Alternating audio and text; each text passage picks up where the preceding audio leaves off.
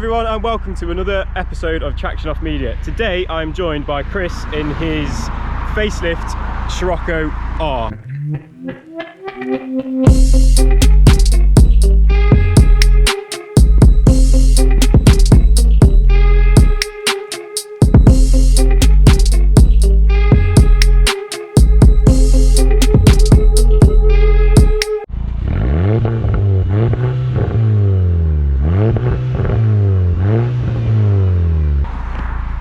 Finished in, is it frost white they call it? Candy white. Candy white.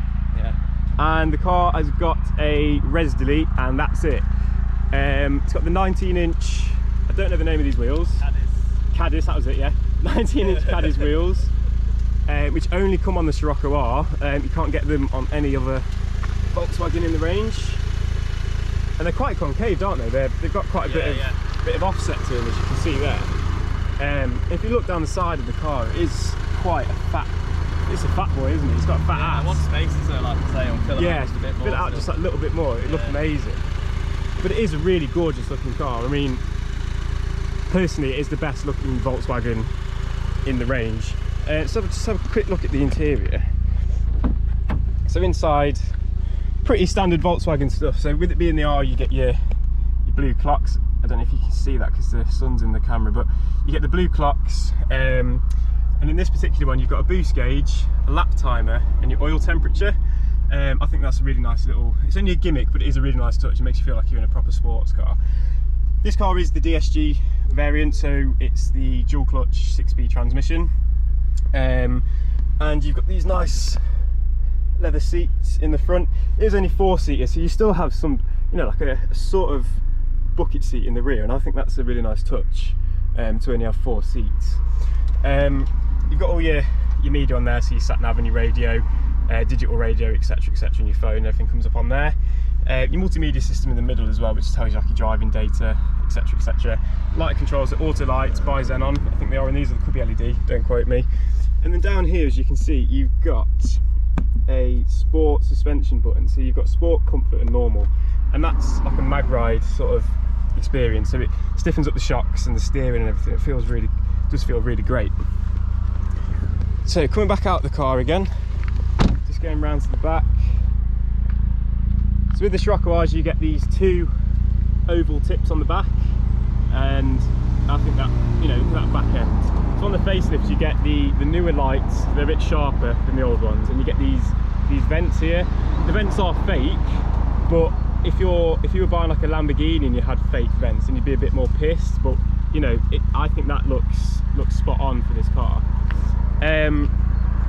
So this side's exactly the same as the other side, obviously, and yeah, I think it is a really good looking, sexy car, and I can't wait to go out and have a go in it. Today you're joining me from Chris's 2017 Scirocco R. Chris, how long have you owned the car?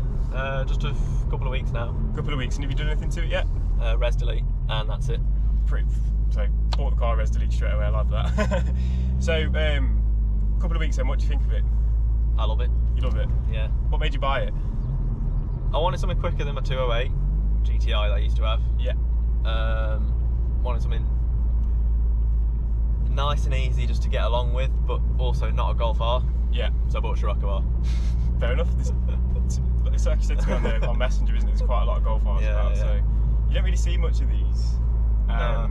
And when these first come out, I was in love with them. Like, this is the car I wanted from, like, as soon as it came out, I said, I want a Scirocco, because they're gorgeous. Even the facelift ones are gorgeous.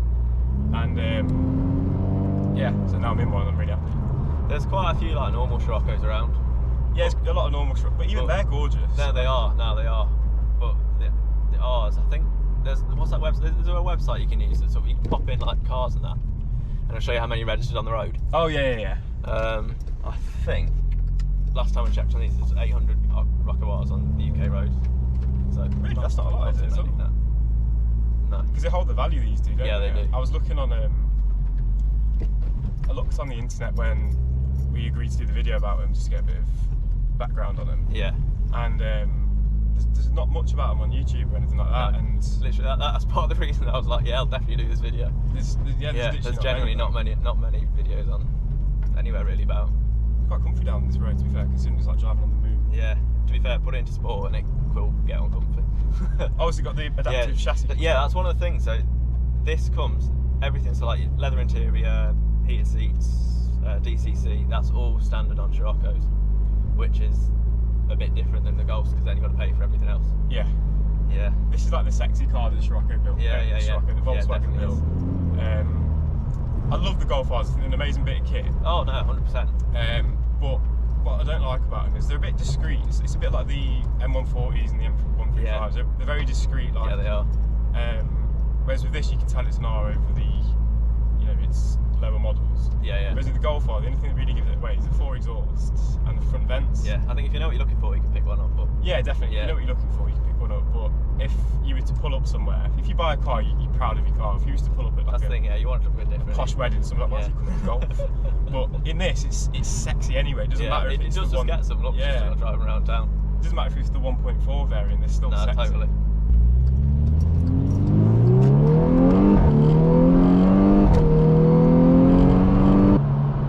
It's a lot quicker than I thought. Yeah, a lot of people say that, to be fair. It is quick and it does pull. I mean, it's only got 350 newton meters. Yeah. Same as what my A3 has on. Map it and it goes up to 450. So it's not so much the power I want to map it for, it's the torque. Yeah. Because you do feel that difference. I mean, I mapped my Peugeot that I was talking about earlier, and that got 80 newton meter boost, only like 10 horsepower boost, but you feel that torque. Yeah. Just so much more drivable, isn't it? Do you know what I mean? The torque's what you feel though, isn't Yeah. it? Like, power will spin the wheels, torque will put it to the Yeah. floor. And that is the only thing that petrols lack, is some of them is torque. But with it Yeah. being turbo, Yeah, exactly. you've got It doesn't lag too much either, which no. there's very little turbo lag in it. Sounds amazing. It is not. Yeah, it does sound good. What tyres on it? Do you know? Come with budgets, which is very kind of the dealership. And the first thing I did to it was put Pilot Sport 4s on the front. Cool. Quite It's got Continentals, it's got Conti Sports on the back, so I've left them on because there's nothing wrong with them. There's like 6mm depth in them still. Yeah. But yeah, Pilot Sports in the front because they're pretty much the best daily tyre, aren't they? They are literally the best daily tyre. Yeah. 3 days on them budgets. Yeah. Not a chance of keeping them. They're absolutely awful. You can tell the difference. I've got budgets on mine at the moment, and well, they're not bad. They're like mid-range budgets. Yeah. But you can 100% tell the difference. You've got like a delay when you turn the wheel. Oh, everything's just terrible. Do you know what I mean? And people say like the only thing that's keeping you in contact with the ground is your tyres. That is the most important mod. Genuinely, yeah. If you're buying any sort of car and you're putting it on the road and you want to be going any sort of speeds, even if you're just driving it normally, first point of call should always be tyres. Have you got any future plans for it? Spacers. Fill the wheels that fill the arches out a bit, yeah. Because these are 60mm or 40mm wider than the Golfs, aren't they? 60mm at the back. At the back, 40mm at the front. Yeah. I was reading actually yesterday. So the Golf chassis this is based on, the wider track was at the front, but they flipped it around for the Scirocco and the wider track's at the back. Right. Then you feel it, to be fair, like it corners really well. Yeah, I've seen it. It does corner fast and flat. I saw the Chris Harris review on the, not even the R, it's just a normal Scirocco. Yeah. He was saying it's a really capable chassis. Yeah.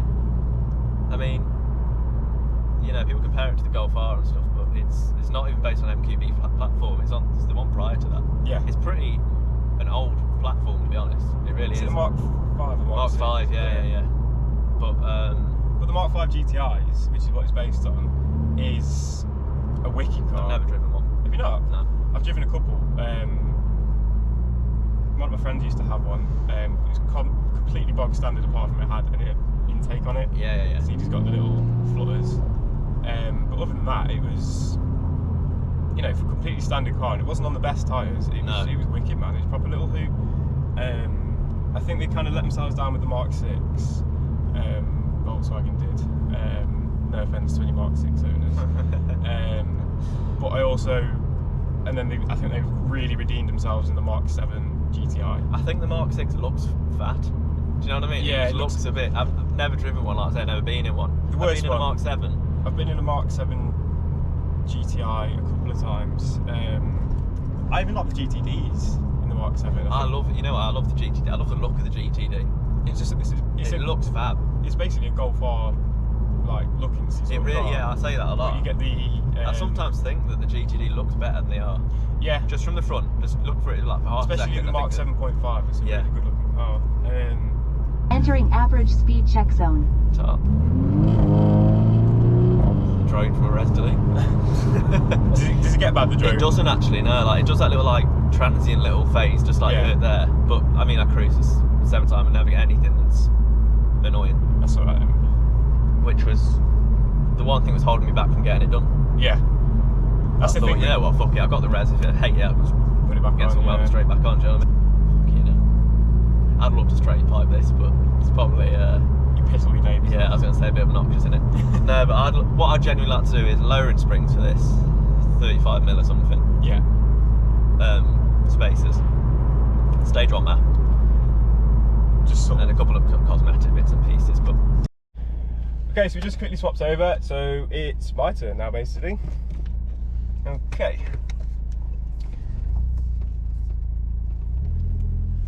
I tell you what car I really want is a Yaris GR. oh mate, yeah, I've entered they a look competition quality. for one. They look absolutely brilliant. The thing is, you know, they'll come out and they'll never drop in price. Yeah, oh, mate, they go They'll up, never they drop will. in price, especially where we are with like people turning to electric now. Well, yeah, it's 2030, isn't it? Yeah. They're saying. They'll never drop in price. Sounds amazing, man. That's the thing, you get it's a bit of a drone like, but it's not an annoying drone, like it just goes as quick as it comes. Yeah, it's nice. But then you hear the gear change as well, I think. The steering's really nice and heavy. Like I love heavy steering. A lot of people don't like heavy steering. No, But... Right, let's see what it's got.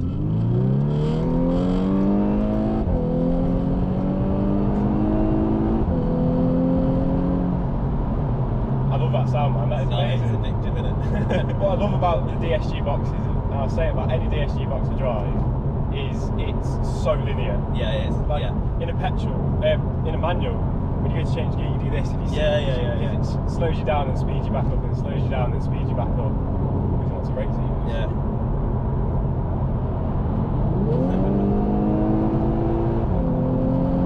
It's nice having someone driving properly, to be honest with you. Like I was saying to you the other day when It's not my car, but I'm not going to start racing people up their arse. If that's my car, on his bumper, but I don't want to stone chip my car. Because one thing about Volkswagen Audi group paint is it's really brittle. Yeah. I don't know if you've noticed, but you'll get stone chips from a fucking fly. Like my car looks like a Dalmatian. I ain't actually on it. noticed yet, but the thing is, my Peugeot I had before it, I mean it's French, you can only imagine like if the paint is basically cling film literally. Like believe me, this is better than Volkswagen Audi stuff's better than Peugeot, just believe me on that.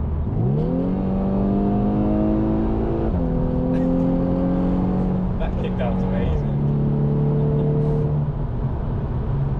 Yeah, I want it matched up.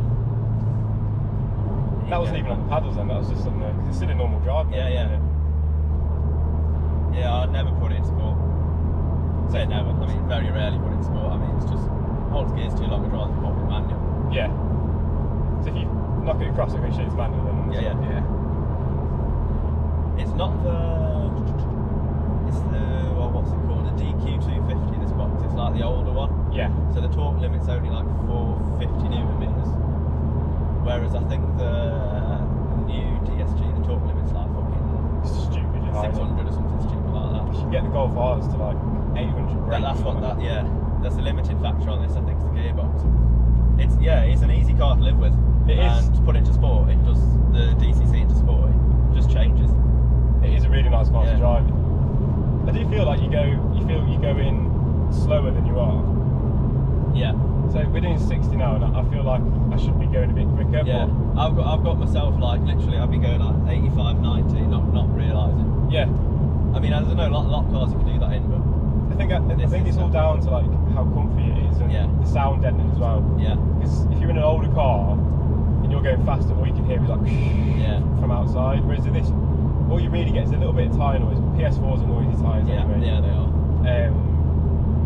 But If we're a res delete as well, like I say, I mean, what we're going 70, negative drone. look, we're doing that, doing 60. Yeah. And we're getting no drone, to be fair. If we just drop down here, we'll get a bit of drone. Yeah. Having driven it with the resin, the difference is fractional. Okay, so my overall first impressions of the car is it's really responsive, both throttle and steering wise. There's not any play in the steering wheel, which you do get with quite a lot of electric steering cars. You feel a little bit of play. I think this car really does benefit from having the Michelin PS4. Is it 4Ss you've got? Yeah. 4Ss on the front. You don't get any wheel spin really. You get enough to not stall, but you don't get loads where you're going on the road driving off like a Civic. It's comfortable, it's refined, and it's not too loud because you've only had the res delete, haven't you? So it's not too loud. This is your perfect daily but hot hatch at the same time. I think I would go for this over the Golf R purely for the fact, like you said, there's not many of them about, and it is a much better looking car. And I think the chassis on this feels better than the Golf R. It has been a while since I've driven a Golf R, so would like to do one relatively soon so I can compare the two. I'm in love with this car. It's good fun. I like how you've got a boost gauge as well. Oh, it's totally like it's just a gimmick, but it is. It's a total gimmick. Like it's completely, the pressures are completely wrong, but it makes you fun. feel like you're in a fast car, doesn't it? Yeah. This is fun, man. This is really fun. It is fun, isn't it? I remember when it first came out. I was driving with my dad, and this is obviously the facelift. I was driving with my dad, and it came past, and he was like, "What is that?" And I looked, I was like, "I don't know." Like, and then because it came out in 2008, didn't they? Yeah. And facelift in 2014. Yeah. So I just started high school when they came out. Oh yeah. And they were. I remember I was like, "I want that car." Like, I've always wanted that car, and I've driven Scirocco's, but I've never driven a Scirocco R properly. Like, I've driven it around a forecourt or whatever, or to a fuel station and back, but I've never properly had a chance to drive it, and this is just confirmed that I do love this car. Yeah, the sound is addictive as well. The sound is addictive. I keep stopping myself from doing it. Could you just explain the audio dynamics thing to us, how it comes through the windscreen? Yeah, so it's not actually it sounds like a 6-cylinder, but it's not real essentially. So it's a speaker or a resonator essentially that have mounted under the windscreen, and it turns the windscreen into a speaker. This is what I mean, like you don't get that technology. Yeah, so it generally does sound like it's coming not from the speakers but from the engine. Yeah. And it sounds authentic, if you ask me. It sounds amazing. Having been in 330i's and stuff, which is straight sixes and stuff, it sounds pretty much nailed on for it. It sounds incredible. I know it doesn't sound like that good from the outside, but who the fuck I'm sat inside?